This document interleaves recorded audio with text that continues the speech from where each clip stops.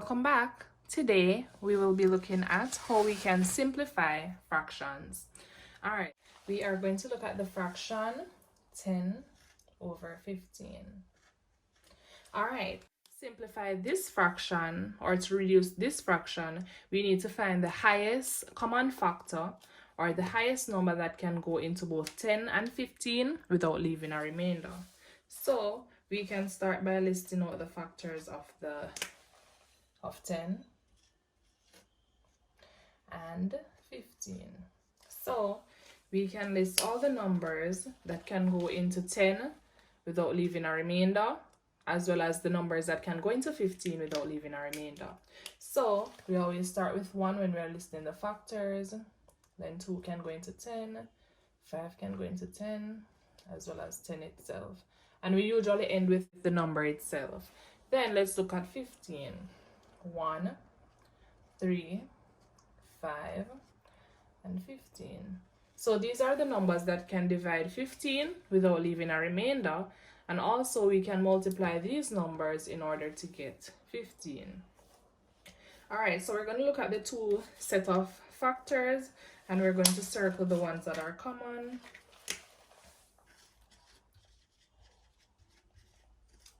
Common factors of 10 and 15. All right, so just circle them. So looking at the top and the bottom, we have 1, we have 5.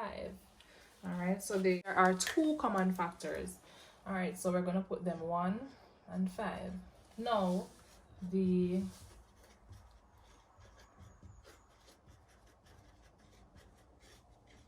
highest common factor, we look at these two numbers and write back the largest, which in this case is 5. So 5 is the number that we will use to divide both 10 and 15. All right, so we're going to cross 10. We're going to say how many times can 5 go into 10?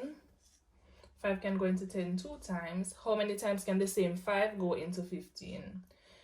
5 into 15 goes 3 times. So our reduced fraction or simplified fraction is 2 over 3. Point of information, it's always best not to use 1 as the number to divide both the numerator and the denominator.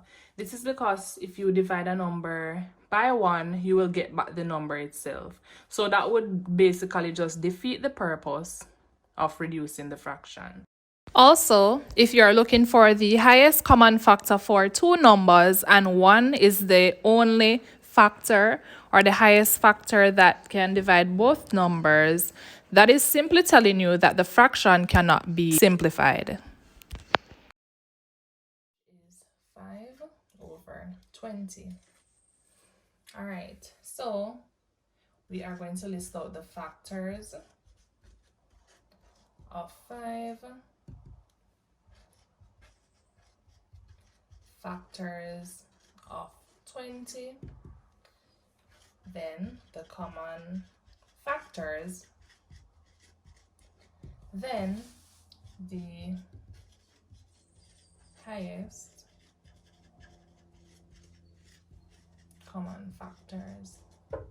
All right, so we need to list all the numbers or factors that can go into 5 without leaving a remainder.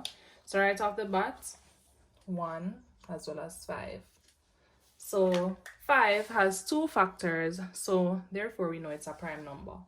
Factors of 20, 1, 2, 4, 5, 10, and 20. Then we are going to look at the top and the bottom, the two set of factors, to figure out which factors are common or the same. It's at the top and it's at the bottom. So 1 as well as 5. So we write them here, 1 and 5. All right, so the highest common factor of that pair would be 5 again.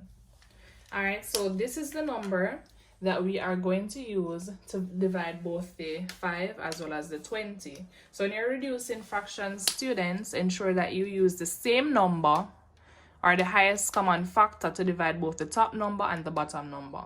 It's not one number you use to divide the top and another for the bottom. It's the same number. All right. Then we are going to say how many times can 5 go into 5? We cross it and we put 1. How many times can 5 go into 20? 4 times. So our new fraction or simplified fraction would be 1 over 4 or a quarter. If you found this video very helpful, go ahead and give us a thumbs up. Ensure that you subscribe for more fun and easy math content coming your way. Be sure to comment down below and let us know the topics that you'd like us to explore. Thank you and bye!